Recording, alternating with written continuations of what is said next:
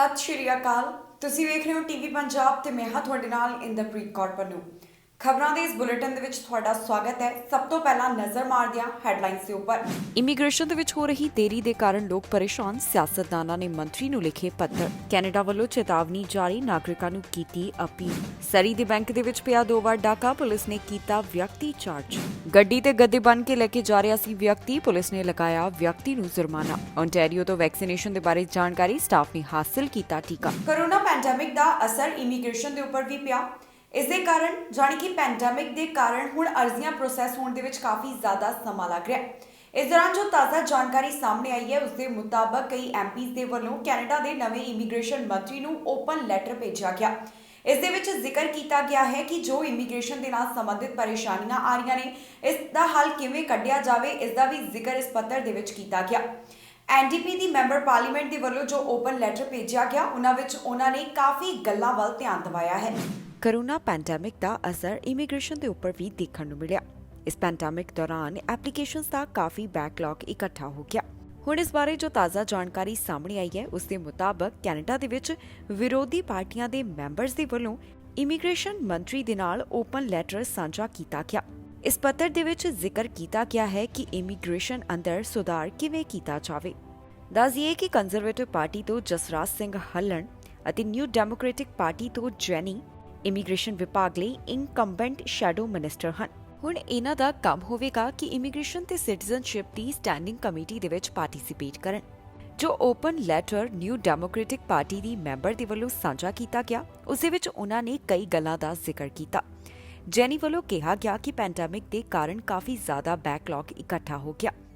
ਸਾਬਕਾ ਇਮੀਗ੍ਰੇਸ਼ਨ ਮੰਤਰੀ ਵੱਲੋਂ ਇਹ ਵਾਅਦਾ ਕੀਤਾ ਗਿਆ ਸੀ ਕਿ ਉਹ ਇਮੀਗ੍ਰੇਸ਼ਨ ਸਿਸਟਮ ਨੂੰ ਮਾਡਰਨਾਈਜ਼ ਕਰਨਗੇ।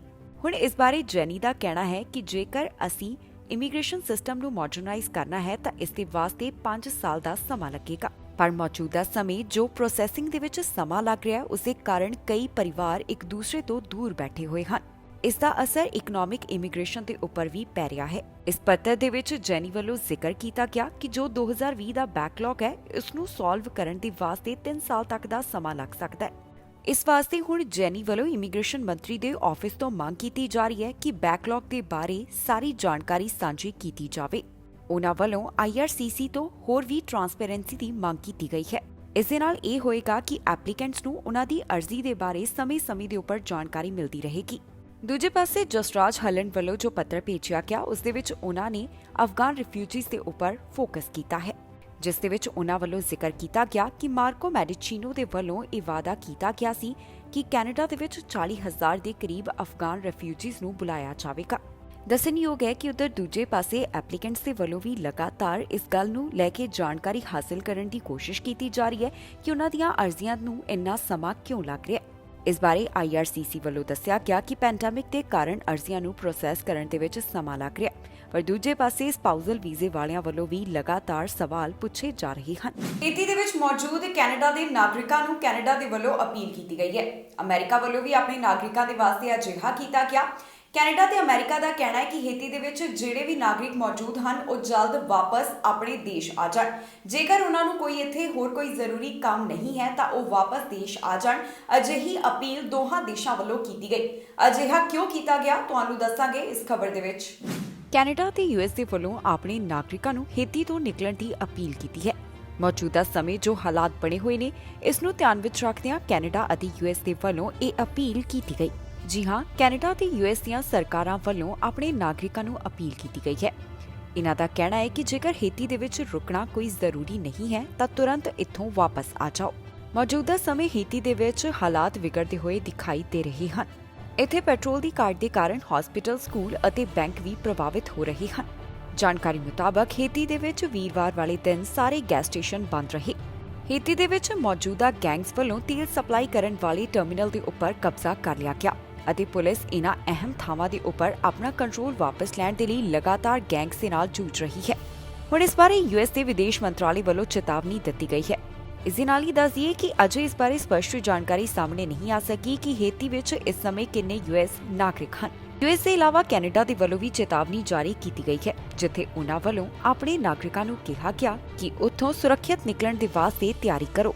ਜ਼ਿਕਰਯੋਗ ਹੈ ਕਿ ਇਹ ਚੇਤਾਵਨੀ ਉਸ ਸਮੇਂ ਆਈ ਹੈ ਜਦੋਂ ਯੂਐਸ ਅਤੇ ਹੇਤੀ ਸਰਕਾਰਾਂ ਅਮਰੀਕਾ ਦੇ ਇੱਕ ਮਿਸ਼ਨਰੀ ਗਰੁੱਪ ਦੇ ਹੇਤੀ ਵਿੱਚ ਅਗਵਾ ਹੋਏ 17 ਜਾਣਿਆਂ ਨੂੰ ਸੁਰੱਖਿਅਤ ਰਿਹਾ ਕਰਵਾਉਣ ਦੇ ਯਤਨ ਕਰ ਰਹੀ ਹੈ। ਸਰੀ ਦੇ ਇੱਕ ਬੈਂਕ ਦੇ ਵਿੱਚ 2 ਵਾਰ ਡਾਕਾ ਪਿਆ, ਜਿਸ ਤੋਂ ਬਾਅਦ ਆਰਸੀਐਮਪੀ ਨੇ ਇਸ ਸੰਬੰਧੀ ਕਾਰਵਾਈ ਕੀਤੀ ਹੈ। ਆਰਸੀਐਮਪੀ ਦਾ ਕਹਿਣਾ ਹੈ ਕਿ ਉਹਨਾਂ ਵੱਲੋਂ ਇਸ ਮਾਮਲੇ ਸੰਬੰਧੀ ਇੱਕ ਵਿਅਕਤੀ ਦੇ ਉੱਪਰ ਚਾਰਜ ਲਗਾਏ ਗਏ ਹਨ, ਜਿਸ ਦੀ ਪਹਿਚਾਣ ਵੀ ਉਹਨਾਂ ਨੇ ਜਨਤਕ ਕੀਤੀ। ਸਰੀ ਦੇ ਬੈਂਕ ਦੇ ਵਿੱਚ 2 ਵਾਰ ਡਾਕਾ ਪਿਆ, ਜਿਸ ਤੋਂ ਬਾਅਦ ਆਰਸੀਐਮਪੀ ਵੱਲੋਂ ਇੱਕ ਵਿਅਕਤੀ ਨੂੰ ਚਾਰਜ ਕੀਤਾ ਗਿਆ। ਜੀ ਹਾਂ, ਸਰੀ ਆਰਸੀਐਮਪੀ ਦਾ ਕਹਿਣਾ ਹੈ ਕਿ ਵੈਲੀ ਬੈਂਕ ਨੂੰ 2 ਵਾਰ ਲੁੱਟਿਆ ਗਿਆ, ਜਿਸ ਤੋਂ ਬਾਅਦ ਉਹਨਾਂ ਨੇ ਇੱਕ ਵਿਅਕਤੀ ਨੂੰ ਚਾਰਜ ਕੀਤਾ। ਜਿਸ ਵਿਅਕਤੀ ਨੂੰ ਚਾਰਜ ਕੀਤਾ ਗਿਆ ਉਸ ਦਾ ਨਾਮ ਵੀ ਆਰਸੀਐਮਪੀ ਵੱਲੋਂ ਜਨਤਕ ਕਰ ਦਿੱਤਾ ਗਿਆ, ਜੋ ਕਿ ਜੇਸਨ ਦੇ ਤੌਰ ਤੇ ਉੱਪਰ ਦੱਸਿਆ ਗਿਆ। ਜੇਸਨ ਦੀ ਉਮਰ 28 ਸਾਲ ਦੇ ਕਰੀਬ ਦੱਸੀ ਗਈ ਹੈ। ਇਸ ਮਾਮਲੇ ਦੇ ਬਾਰੇ ਕਾਂਸਟੇਬਲ ਸਰਬਜੀਤ ਸੰਘਾ ਦਾ ਕਹਿਣਾ ਹੈ ਕਿ ਜੇਸਨ ਦੇ ਉੱਪਰ ਰੋਬਰੀ ਦੇ ਨਾਲ ਸੰਬੰਧਿਤ 2 ਕਾਊਂਟ ਲਗਾਏ ਗਏ ਹਨ। ਉਹਨਾਂ ਵੱਲੋਂ ਸਾਂਝੀ ਕੀਤੀ ਗਈ ਜਾਣਕਾਰੀ ਦੇ ਮੁਤਾਬਕ ਜਲਦ ਹੀ ਜੇਸਨ ਦੀ ਕੋਰਟ ਦੇ ਵਿੱਚ ਪੇਸ਼ੀ ਹੋਣ ਵਾਲੀ ਹੈ। ਇਸ ਬਾਰੇ ਵਧੇਰੇ ਜਾਣਕਾਰੀ ਸਾਂਝੀ ਕਰਦਿਆਂ ਆਰਸੀਐਮਪੀ ਨੇ ਦੱਸਿਆ ਹੈ ਕਿ ਅਕਤੂਬਰ 16 ਨੂੰ ਪਹਿਲਾਂ ਬੈਂਕ ਦੇ ਵਿੱਚ ਰੋਬਰੀ ਦਾ ਮਾਮਲਾ ਸਾਹਮਣੇ ਆਇਆ ਸੀ, ਜਿੱਥੇ ਉਹਨਾਂ ਨੂੰ ਕਿੰਗ ਜਾਰਜ ਬੋਲਵਰ ਦੇ ਇੱਕ ਬੈਂਕ ਦੇ ਵਿੱਚ ਚੋਰੀ ਹੋਣ ਦੇ ਬਾਰੇ ਜਾਣਕਾਰੀ ਮਿਲੀ ਸੀ। ਪੁਲਿਸ ਜਦੋਂ ਘਟਨਾ ਵਾਲੀ ਥਾਂ ਦੇ ਉੱਪਰ ਜਾਣੀ ਕਿ ਬੈਂਕ ਦੇ ਵਿੱਚ ਪਹੁੰਚੀ ਤਾਂ ਇੱਥੋਂ ਸਸਪੈਕਟ ਫਰਾਰ ਹੋ ਗਿਆ। ਬਾਅਦ ਦੇ ਵਿੱਚ ਫੋਟੋ ਹਾਸਲ ਕਰਨ ਤੋਂ ਬਾਅਦ ਸਸਪੈਕਟ ਨੂੰ ਆਇਡੈਂਟੀਫਾਈ ਕੀਤਾ ਗਿਆ। ਇਸ ਤੋਂ ਬਾਅਦ ਉਹਨਾਂ ਵੱਲੋਂ ਜਦੋਂ ਬੈਂਕ ਦੇ ਵਿੱਚ ਦੂਸਰੀ ਵਾਰ ਡਾਕਾ ਪਿਆ ਤਾਂ ਸਸਪੈਕਟ ਨੂੰ ਗ੍ਰਿਫਤਾਰ ਕੀਤਾ ਗਿਆ ਤੇ ਉਸ ਦੇ ਉੱਪਰ ਚਾਰਜ ਲਗਾਏ ਗਏ ਹਨ। ਬਰੈਂਪਟਨ ਦਾ ਇੱਕ ਨੌਜਵਾਨ ਗੱਡੀ ਦੇ ਉੱਪਰ ਗੱਦੇ ਬੰਨ੍ਹ ਕੇ ਲਿਜਾ ਰਿਹਾ ਸੀ, ਜਿਸ ਤੋਂ ਬਾਅਦ ਓਨਟਾਰੀਓ ਪੁਲਿਸ ਵੱਲੋਂ ਇਸ ਨੌਜਵਾਨ ਦੇ ਉੱਪਰ ਕਾਰਵਾਈ ਕੀਤੀ ਗਈ। ਅਜਿਹਾ ਕਰਨ ਦੇ ਉੱਪਰ ਪੁਲਿਸ ਨੇ ਇਸ ਨੌਜਵਾਨ ਨੂੰ ਜੁਰਮਾਨਾ ਲਗਾਇਆ, ਜਿਸ ਤੋਂ ਬਾਅਦ ਬਾਕੀ ਲੋਕਾਂ ਨੂੰ ਵੀ ਇੱਕ ਹਦਾਇਤ ਦਿੱਤੀ ਗਈ ਹੈ ਕਿ ਇਸ ਤਰ੍ਹਾਂ ਨਾ ਕੀਤਾ ਜਾਵੇ। ਜਾਣਕਾਰੀ ਮੁਤਾਬਕ ਇੱਕ ਨੌਜਵਾਨ ਗੱਡੀ ਦੇ ਉੱਪਰ ਗੱਦੇ ਬੰਨ੍ਹ ਕੇ ਲਿਜਾ ਰਿਹਾ ਸੀ। ਇਹਨਾਂ ਗੱਦਿਆਂ ਨੂੰ ਚਾਦਰ ਦੇ ਨਾਲ ਢੱਕਿਆ ਹੋਇਆ ਸੀ। ਡਰਾਈਵਰ ਦੇ ਨਾਲ ਹੋਰ 2 ਸਾਥੀ ਵੀ ਮੌਜੂਦ ਸਨ। ਇਹਨਾਂ ਵੱਲੋਂ ਬੜੇ ਹੀ ਕੱਸ ਕੇ ਚਾਦਰ ਨੂੰ ਫਸਿਆ ਗਿਆ ਤਾਂ ਕਿ ਗੱਦੇ ਹੇਠਾਂ ਨਾ ਡਿੱਗ ਜਾਣ। ਹੁਣ ਪੁਲਿਸ ਵੱਲੋਂ ਇਸ ਮਾਮਲੇ ਦੀ ਸਾਰੀ ਜਾਣਕਾਰੀ ਟਵੀਟ ਦੇ ਰਾਹੀਂ ਵੀ ਦੱਸੀ ਗਈ। ਕਾਰ ਉੱਤੇ ਗੱਦੇ ਬੰਨ੍ਹ ਕੇ ਲੈ ਕੇ ਜਾਣ ਵਾਲੇ ਡਰਾਈਵਰ ਨੂੰ ਪੁਲਿਸ ਵੱਲੋਂ ਚਾਰਜ ਕੀਤਾ ਗਿਆ। ਜੀ ਹਾਂ, ਓਨਟਾਰੀਓ ਪੁਲਿਸ ਵੱਲੋਂ ਜਾਣਕਾਰੀ ਦਿੱਤੀ ਗਈ ਹੈ ਕਿ ਇੱਕ ਵਿਅਕਤੀ ਕਾਰ ਦੇ ਉੱਪਰ ਗੱਦੇ ਬੰਨ੍ਹ ਕੇ ਲੈ ਕੇ ਜਾ ਰਿਹਾ ਸੀ। ਹੁਣ ਪੁਲਿਸ ਵੱਲੋਂ ਅਜਿਹਾ ਕਰਨ ਦੇ ਉੱਪਰ ਨੌਜਵਾਨ ਨੂੰ ਚਾਰਜ ਕੀਤਾ ਗਿਆ ਤੇ ਨਾਲ ਹੀ ਪੁਲਿਸ ਨੇ ਆਮ ਲੋਕਾਂ ਨੂੰ ਹਦਾਇਤ ਵੀ ਦਿੱਤੀ ਹੈ ਕਿ ਇਸ ਤਰ੍ਹਾਂ ਨਾ ਕੀਤਾ ਜਾਵੇ। ਜਾਣਕਾਰੀ ਮੁਤਾਬਕ ਇਹ ਘਟਨਾ 7:15 ਦੇ ਕਰੀਬ ਹਾਈਵੇ 410 ਤੋਂ ਸਾਹਮਣੇ ਆਈ, ਜਿੱਥੇ ਇੱਕ ਕਾਲੇ ਰੰਗ ਦੀ ਕਾਰ ਨੂੰ ਰੋਕਿਆ ਗਿਆ। ਜਦੋਂ ਪੁਲਿਸ ਵੱਲੋਂ ਇਸ ਗੱਡੀ ਨੂੰ ਰੁਕਵਾਇਆ ਗਿਆ ਤਾਂ ਕਾਰ ਦੀ ਛੱਤ ਉੱਪਰ ਬੈੱਡ ਦੇ 2 ਗੱਦਿਆਂ ਨੂੰ ਲਿਜਾਇਆ ਜਾ ਰਿਹਾ ਸੀ। ਇਸ ਦੌਰਾਨ ਡਰਾਈਵਰ ਦੇ ਨਾਲ 2 ਹੋਰ ਸਾਥੀ ਵੀ ਕਾਰ ਵਿੱਚ ਸਨ। ਪੁਲਿਸ ਵੱਲੋਂ ਇਸ ਬਾਰੇ ਜੋ ਵਧੇਰੇ ਜਾਣਕਾਰੀ ਦਿੱਤੀ ਗਈ ਉਸ ਦੇ ਮੁਤਾਬਕ ਗੱਦਿਆਂ ਦੇ ਉੱਪਰ ਚਾਦਰ ਪਾਈ ਹੋਈ ਸੀ ਤੇ 2 ਜਾਣਿਆਂ ਨੇ ਚਾਦਰ ਦਾ ਲੜ ਫੜਿਆ ਹੋਇਆ ਸੀ। ਜੀ ਹਾਂ, ਇੱਕ ਵਿਅਕਤੀ ਵੱਲੋਂ ਅਗਲੀ ਸੀਟ ਤੋਂ ਤੇ ਦੂਸਰੇ ਨੇ ਪਿਛਲੀ ਸੀਟ ਤੋਂ ਕਾਰ ਦੀਆਂ ਤਾਕੀਆਂ ਦੇ ਵਿੱਚੋਂ ਚਾਦਰ ਦੇ ਲੜ ਕੱਸ ਕੇ ਫੜੇ ਹੋਏ ਸਨ ਤਾਂ ਕਿ ਗੱਦਾ ਹੇਠਾਂ ਨਾ ਡਿੱਗ ਜਾਵੇ। ਪੁਲਿਸ ਵੱਲੋਂ ਜੋ ਇਸ ਬਾਰੇ ਹੋਰ ਜਾਣਕਾਰੀ ਦਿੱਤੀ ਗਈ ਉਸ ਦੇ ਮੁਤਾਬਕ ਜੋ ਕਾਰ ਨੂੰ ਚਲਾਉਣ ਵਾਲਾ ਨੌਜਵਾਨ ਸੀ ਉਹ ਬਰੈਂਪਟਨ ਦੇ ਨਾਲ ਸੰਬੰਧਿਤ ਹੈ, ਜਿਸ ਦੀ ਉਮਰ 25 ਸਾਲ ਦੇ ਕਰੀਬ ਦੱਸੀ ਗਈ। ਓਨਟਾਰੀਓ ਪੁਲਿਸ ਵੱਲੋਂ ਇਸ ਮਾਮਲੇ ਸੰਬੰਧੀ ਟਵੀਟ ਵੀ ਕੀਤਾ ਗਿਆ। ਉਹਨਾਂ ਦਾ ਕਹਿਣਾ ਹੈ ਕਿ ਹੁਣ ਕਾਰ ਉੱਪਰ ਗੱਦੇ ਲੈ ਕੇ ਜਾਣ ਦੇ ਸੰਬੰਧ ਦੇ ਵਿੱਚ ਵਿਅਕਤੀ ਨੂੰ $160 ਦਾ ਜੁਰਮਾਨਾ ਲਗਾਇਆ ਗਿਆ। ਓਨਟਾਰੀਓ ਦੇ ਵਿੱਚ ਲੌਂਗ ਟਰਮ ਸਟਾਫ ਦੇ ਵਾਸਤੇ ਕੋਵਿਡ-19 ਵੈਕਸੀਨ ਨੂੰ ਲਾਜ਼ਮੀ ਕੀਤਾ ਗਿਆ। ਨਵੰਬਰ ਦੇ ਵਿੱਚ ਸਮਾਂ ਰੱਖਿਆ ਗਿਆ, ਜਿਸ ਤੋਂ ਪਹਿਲਾਂ ਵੈਕਸੀਨੇਸ਼ਨ ਦੀ ਪਹਿਲੀ ਡੋਜ਼ ਹਾਸਲ ਕਰਨੀ ਜ਼ਰੂਰੀ ਸੀ ਤੇ ਬਾਅਦ ਦੇ ਵਿੱਚ ਦੂਸਰੀ ਡੋਜ਼ ਦੇ ਲਈ ਹੋਰ ਡੈਡਲਾਈਨ ਤੈਅ ਕੀਤੀ ਗਈ ਹੈ। ਹੁਣ ਇਸ ਬਾਰੇ ਓਨਟਾਰੀਓ ਸਰਕਾਰ ਵੱਲੋਂ ਜਾਣਕਾਰੀ ਦਿੰਦਿਆਂ ਦੱਸਿਆ ਗਿਆ ਕਿ 95% ਦੇ ਕਰੀਬ ਇਸ ਸਮੇਂ ਸਟਾਫ ਫੁੱਲੀ ਵੈਕਸੀਨੇਟਡ ਹੈ ਤੇ ਨਾਲ ਹੀ ਉਹਨਾਂ ਦਾ ਕਹਿਣਾ ਹੈ ਕਿ ਜਿਹੜੇ ਵੈਕਸੀਨ ਹਾਸਲ ਨਹੀਂ ਕਰਨਗੇ ਉਹਨਾਂ ਦੇ ਉੱਪਰ ਕਾਰਵਾਈ ਕੀਤੀ ਜਾਵੇਗੀ। ਓਨਟਾਰੀਓ ਸਰਕਾਰ ਵੱਲੋਂ ਵੈਕਸੀਨ ਦੇ ਬਾਰੇ ਜਾਣਕਾਰੀ ਸਾਂਝੀ ਕੀਤੀ ਗਈ। ਉਹਨਾਂ ਵੱਲੋਂ ਦੱਸਿਆ ਗਿਆ ਕਿ ਓਨਟਾਰੀਓ ਦੇ ਲੌਂਗ ਟਰਮ ਕੇਅਰ ਹੋਮਸ ਦੇ ਵਿੱਚ ਕਿੰਨੇ ਫੀਸਦੀ ਸਟਾਫ ਇਸ ਸਮੇਂ ਵੈਕਸੀਨੇਟਡ ਹੈ। ਓਨਟਾਰੀਓ ਸਰਕਾਰ ਵੱਲੋਂ ਸਾਂਝੀ ਕੀਤੀ ਗਈ ਜਾਣਕਾਰੀ ਦੇ ਮੁਤਾਬਕ ਲੌਂਗ ਟਰਮ ਕੇਅਰ ਦਾ 98% ਸਟਾਫ ਅਜਿਹਾ ਹੈ ਜਿਨ੍ਹਾਂ ਨੇ ਕੋਵਿਡ-19 ਵੈਕਸੀਨ ਦੀ ਇੱਕ ਡੋਜ਼ ਹਾਸਲ ਕੀਤੀ ਤੇ ਦੂਜੇ ਪਾਸੇ 95% ਇਸ ਸਮੇਂ ਫੁੱਲੀ ਵੈਕਸੀਨੇਟਡ ਹਨ। ਦੱਸਿਏ ਕਿ ਪ੍ਰੋਵਿੰਸ ਦੇ ਵਿੱਚ ਹੁਣ ਲੌਂਗ ਟਰਮ ਕੇਅਰ ਸਟਾਫ ਨੂੰ ਪ੍ਰੂਫ ਆਫ ਵੈਕਸੀਨੇਸ਼ਨ ਦੇਣਾ ਜ਼ਰੂਰੀ ਹੋਵੇਗਾ, ਜਿਸ ਤੋਂ ਪਹਿਲਾਂ ਓਨਟਾਰੀਓ ਸਰਕਾਰ ਵੱਲੋਂ ਟੀਕੇ ਦੇ ਨਾਲ ਜੁੜੀ ਹੋਈ ਜਾਣਕਾਰੀ ਸਾਂਝੀ ਕੀਤੀ ਗਈ ਹੈ। ਪ੍ਰੋਵਿੰਸ ਦੇ ਵੱਲੋਂ ਜੋ ਐਲਾਨ ਕੀਤਾ ਗਿਆ ਸੀ ਉਸ ਦੇ ਮੁਤਾਬਕ ਲੌਂਗ ਟਰਮ ਕੇਅਰ ਸਟਾਫ ਦੇ ਵਾਸਤੇ ਕੋਵਿਡ-19 ਵੈਕਸੀਨ ਹਾਸਲ ਕਰਨੀ ਜ਼ਰੂਰੀ ਹੈ ਤਾਂ ਕਿ ਉਹ ਆਪਣਾ ਕੰਮ ਜਾਰੀ ਰੱਖ ਸਕਣ।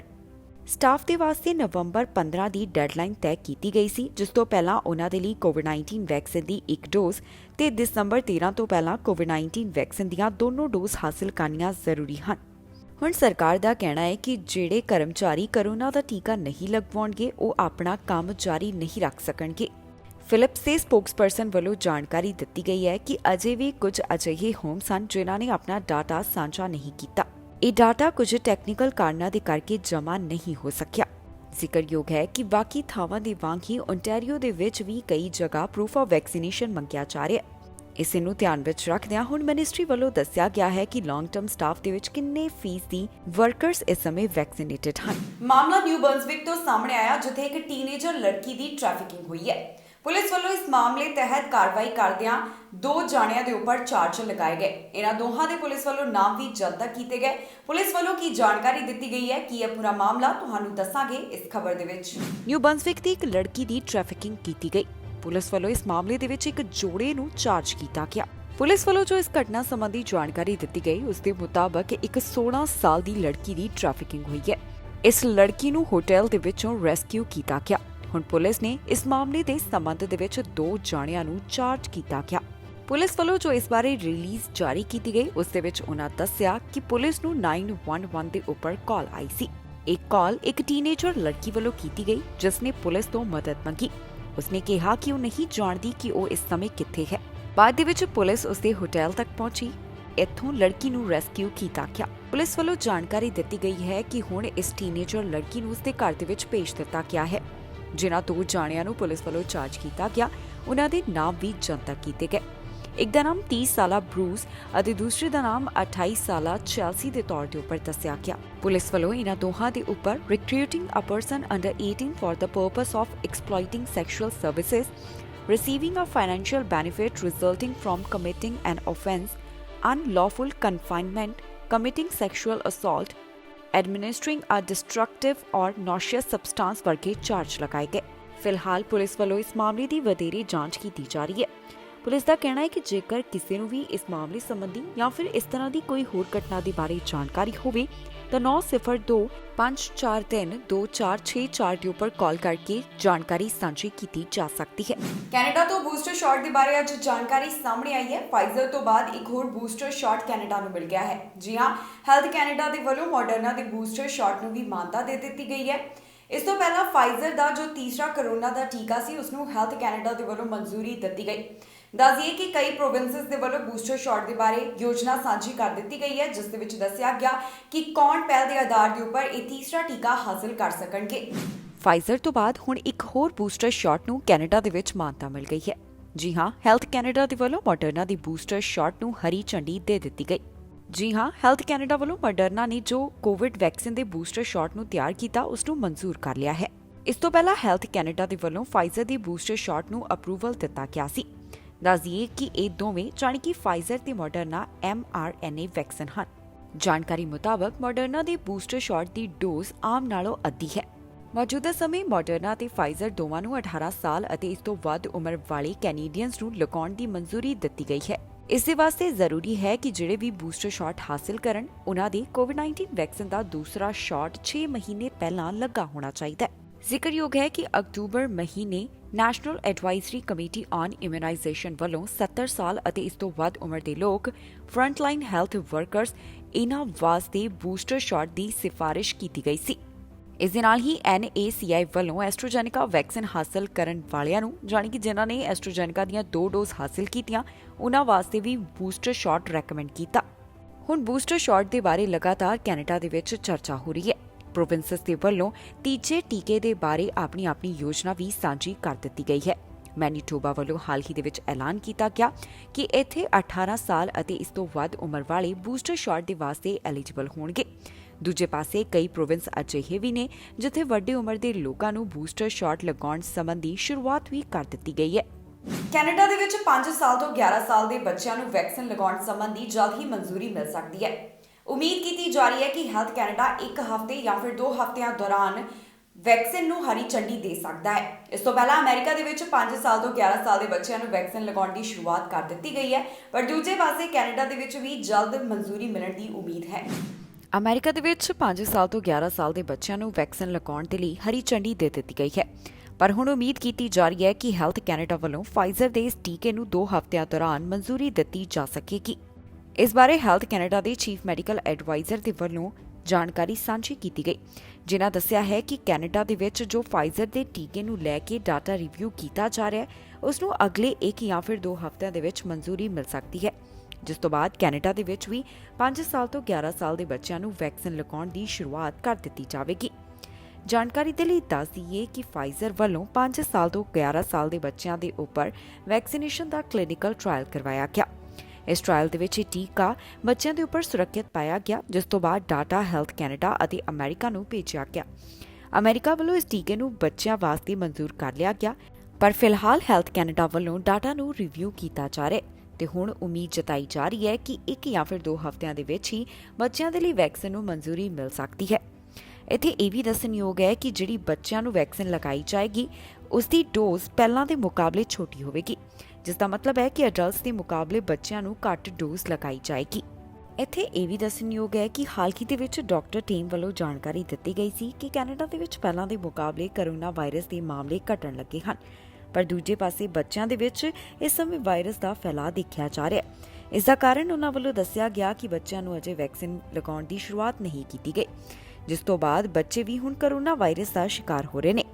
ਡਾਕਟਰ ਟੀਮ ਵੱਲੋਂ ਉਮੀਦ ਪ੍ਰਗਟਾਈ ਗਈ ਹੈ ਕਿ ਜਦੋਂ ਬੱਚਿਆਂ ਨੂੰ ਇਹ ਵੈਕਸੀਨ ਲੱਗ ਜਾਏਗੀ ਤਾਂ ਫਿਰ ਉਹਨਾਂ ਨੂੰ ਵੀ ਕੋਰੋਨਾ ਤੋਂ ਪ੍ਰੋਟੈਕਸ਼ਨ ਮਿਲ ਜਾਵੇਗੀ।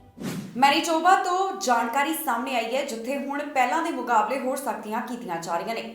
ਮੈਨੀਟੋਬਾ ਦੇ ਵਿੱਚ ਇਸ ਸਮੇਂ ਕੋਰੋਨਾ ਵਾਇਰਸ ਦੇ ਜੋ ਹਾਲਾਤ ਬਣੇ ਹੋਏ ਨੇ, ਸਥਿਤੀ ਨੂੰ ਧਿਆਨ ਵਿੱਚ ਰੱਖਦਿਆਂ ਕੁਝ ਸਖਤੀਆਂ ਦਾ ਐਲਾਨ ਕੀਤਾ ਗਿਆ, ਜਿਸ ਦੀ ਜਾਣਕਾਰੀ ਹੈਲਥ ਮਿਨਿਸਟਰ ਵੱਲੋਂ ਦਿੱਤੀ ਗਈ। ਮੈਨੀਟੋਬਾ ਦੇ ਵਿੱਚ ਕੋਰੋਨਾ ਵਾਇਰਸ ਦੇ ਵਧਦੇ ਹੋਏ ਮਾਮਲਿਆਂ ਨੂੰ ਧਿਆਨ ਵਿੱਚ ਰੱਖਦਿਆਂ ਮੁੜ ਤੋਂ ਪਾਬੰਦੀਆਂ ਦਾ ਐਲਾਨ ਕੀਤਾ ਗਿਆ ਹੈ। ਜੀ ਹਾਂ, ਸੂਬੇ ਦੇ ਵਿੱਚ ਵੱਧ ਰਹੇ ਕੋਰੋਨਾ ਵਾਇਰਸ ਦੇ ਮਾਮਲੇ ਤੇ ਮੌਜੂਦਾ ਸਮੇਂ ਜੋ ਸਥਿਤੀ ਬਣੀ ਹੋਈ ਹੈ, ਉਸ ਨੂੰ ਧਿਆਨ ਵਿੱਚ ਰੱਖਦਿਆਂ ਮੈਨੀਟੋਬਾ ਸਰਕਾਰ ਵੱਲੋਂ ਨਵੇਂ ਪਬਲਿਕ ਹੈਲਥ ਆਰਡਰਸ ਦਾ ਐਲਾਨ ਕੀਤਾ ਗਿਆ। ਇਸ ਦੀ ਜਾਣਕਾਰੀ ਹੈਲਥ ਮਿਨਿਸਟਰ ਵੱਲੋਂ ਦਿੱਤੀ ਗਈ, ਜਿੱਥੇ ਉਹਨਾਂ ਵੱਲੋਂ ਨਿਊਜ਼ ਕਾਨਫਰੰਸ ਦੌਰਾਨ ਆਪਣੇ ਵਿਚਾਰ ਸਾਂਝੇ ਕੀਤੇ ਗਏ। ਹੈਲਥ ਮਿਨਿਸਟਰ ਦੇ ਮੁਤਾਬਕ ਹੁਣ ਪ੍ਰੋਵਿੰਸ ਦੇ ਵਿੱਚ ਧਾਰਮਿਕ ਇਕੱਠ ਨੂੰ ਲੈ ਕੇ ਪਾਬੰਦੀ ਲਗਾਈ ਜਾ ਰਹੀ ਹੈ। ਤਾਜ਼ਾ ਐਲਾਨ ਦੇ ਮੁਤਾਬਕ ਧਾਰਮਿਕ ਇਕੱਠ ਦੇ ਵਿੱਚ ਸਿਰਫ 25 ਜਾਣੇ ਹੀ ਸ਼ਾਮਿਲ ਹੋ ਸਕਣਗੇ। ਮੈਨੀਟੋਬਾ ਦੇ ਵਿੱਚ ਜਿਹੜੀਆਂ ਥਾਵਾਂ ਦੇ ਉੱਪਰ ਪ੍ਰੂਫ ਆਫ ਵੈਕਸੀਨੇਸ਼ਨ ਦੀ ਜ਼ਰੂਰਤ ਨਹੀਂ ਹੈ, ਉੱਥੇ ਸਿਰਫ 25% ਕੈਪੈਸਿਟੀ ਦੀ ਇਜਾਜ਼ਤ ਹੋਵੇਗੀ। ਇਸ ਦੇ ਨਾਲ ਹੀ ਉਹਨਾਂ ਦਾ ਕਹਿਣਾ ਹੈ ਕਿ ਜਿਹੜੀਆਂ ਧਾਰਮਿਕ ਥਾਵਾਂ ਦੇ ਉੱਪਰ ਫੁੱਲੀ ਵੈਕਸੀਨੇਟਡ ਹੋਣਾ ਜ਼ਰੂਰੀ ਹੈ, ਉੱਥੇ ਕੈਪੈਸਿਟੀ ਲਿਮਿਟ ਤੋਂ ਰਾਹਤ ਦਿੱਤੀ ਜਾਵੇਗੀ। ਇਹ ਜਾਣਕਾਰੀ ਉਹਨਾਂ ਵੱਲੋਂ ਸਦਰਨ ਹੈਲਥ ਦੇ ਵਾਸਤੇ ਸਾਂਝੀ ਕੀਤੀ ਗਈ। ਹੁਣ ਸੂਬੇ ਦੇ ਵਿੱਚ ਨਵੇਂ ਨਿਯਮਾਂ ਦੀ ਸ਼ੁਰੂਆਤ ਅੱਜ ਤੋਂ ਹੋਣ ਜਾ ਰਹੀ ਹੈ। ਇੱਥੇ ਦੱਸਣਯੋਗ ਹੈ ਕਿ ਮੈਨੀਟੋਬਾ ਦੇ ਵੱਲੋਂ ਬੂਸਟਰ ਸ਼ਾਟ ਦੇ ਬਾਰੇ ਵੀ ਜਾਣਕਾਰੀ ਸਾਂਝੀ ਕਰ ਦਿੱਤੀ ਗਈ ਹੈ, ਜਿਸ ਦੇ ਵਿੱਚ ਉਹਨਾਂ ਦਾ ਕਹਿਣਾ ਹੈ ਕਿ ਇਹ ਬੂਸਟਰ ਸ਼ਾਟ 18 ਸਾਲ ਅਤੇ ਇਸ ਤੋਂ ਵੱਧ ਉਮਰ ਵਾਲਿਆਂ ਦੇ ਲਈ ਹੋਵੇਗਾ, ਜਿਸ ਦਾ ਮਤਲਬ ਹੈ ਕਿ ਮੈਨੀਟੋਬਾ ਦੇ ਵਿੱਚ 18 ਸਾਲ ਅਤੇ ਇਸ ਤੋਂ ਵੱਧ ਵਾਲੇ ਬੂਸਟਰ ਸ਼ਾਟ ਦੇ ਵਾਸਤੇ ਐਲੀਜੀਬਲ ਹਨ। Religious gatherings are limited to 25 persons unless the facility can physically divide their space into separate areas, in which case you can have several cohorts of 25 individuals. The total number of attendees at a service may not exceed 25% capacity of the facility to a maximum of 250 people. Again, that can only be achieved through the use of cohorts if the overall capacity allows. Proof of at least one dose of vaccination or a recent negative test will be required for the 12 to 17-year-olds for indoor recreational sports.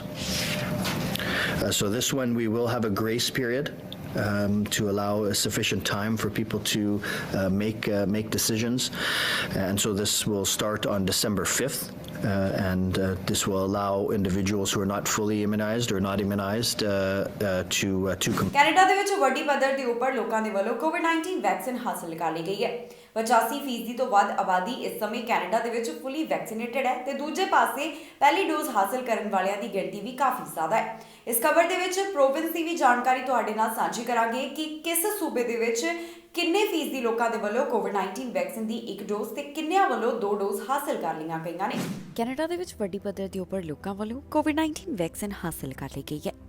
ਮੌਜੂਦਾ ਸਮੇਂ Canada ਦੇ ਵਿੱਚ 99.51% ਦੀ ਆਬਾਦੀ ਅਜਿਹੀ ਹੈ ਜਿਨ੍ਹਾਂ ਨੇ ਕੋਵਿਡ-19 vaccine ਦੀ 1 dose ਹਾਸਲ ਕੀਤੀ ਤੇ 85.40% ਉਹ ਲੋਕ ਨੇ ਜਿਹੜੇ ਇਸ ਸਮੇਂ ਕੈਨੇਡਾ ਦੇ ਵਿੱਚ ਫੁੱਲੀ ਵੈਕਸੀਨੇਟਡ ਹਨ।